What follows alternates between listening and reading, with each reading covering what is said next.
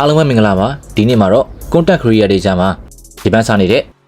DJI Pocket 3 Creator Combo လေးကို unbox လုပ်ပြပေးသွားမှာဖြစ်ပါတယ်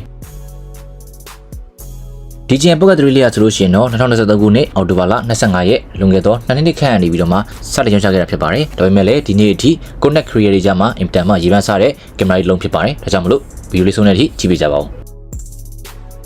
ဆိုဘူးလေးကိုဒါလေးတခြားလေးဖောင်းနေပါတယ်လိုချင်တဲ့အရာလေးဖြစ်တဲ့အတွက်လည်းရေငုံစစ်လို့ရှာစွာနဲ့ဖောက်နေတာဖြစ်ပါတယ်ဒီဘူးလေးထဲမှာဆိုလို့ရှိရင်တော့88ပါမယ်ပြီးတဲ့ခါမှာတော့ဆက်ကူနဲ့ဘူးလေးတစ်ခုလည်းပါပါတယ်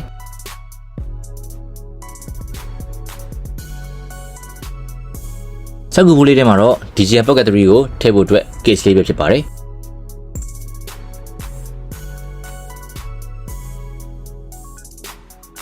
ပြီးတဲ့ခါမှာတော့ကျွန်တော် egg လေးတွေကိုစတင်ပြီးတော့ဖွင့်လိုက်ပါမယ်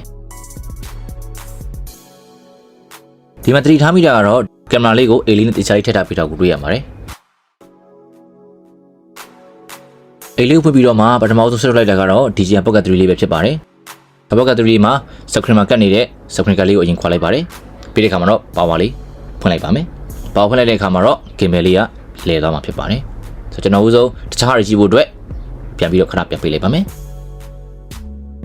နောက်တစ်ခုကတော့ extra battery လေးဖြစ်ပါတယ်ဆိုတော့ဒီ battery တက်လိုက်မှဆိုလို့ရှိရင်တော့ DJI Pocket 3 camera လေးကနောက်ထပ်တစ်နာရီခွဲတော့ထပ်ပြီးတော့ရိုက်လို့ရမှာဖြစ်ပါတယ်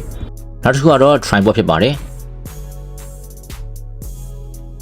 နောက်တစ်ခုကတော့ DJI Pocket 3လေးနဲ့တွဲပြီးသုံးဖို့အတွက် mic ဖြစ်ပါတယ်သူကတော့ big in ပါတာဖြစ်တဲ့အတွက်တော့ကျွန်တော်တို့ချိတ်ဆက်အသုံးပြုတဲ့အခါမှာပို့ပြီးတော့မှလွယ်ကူပါတယ်နောက်တစ်ခုကတော့ outdoor တွေမှာ mic ကိုအသုံးပြုတဲ့အခါမှာတော့ noise တွေအများကြီးမဝင်ဖို့အတွက်ဆွတ်တဲ့ mic ISO လေးဖြစ်ပါတယ်ကျေးဇူးများကြီးတင်ပါတယ်ခင်ဗျာကျွန်တော်ကတော့ယူလိုပါဒီနေ့မှာတော့ DJI Pocket 3လေးကို unbox လုပ်ပေးခဲ့တာဖြစ်ပါတယ်ဒီဗီဒီယိုလေးကိုကြည့်နေကြတဲ့ဆိုလို့ရှိရင်တော့ like and share လုပ်သွားပေးကြပါခင်ဗျာနောက်ထပ်ဗီဒီယိုတွေမှာပြန်တွေ့ကြပါမယ်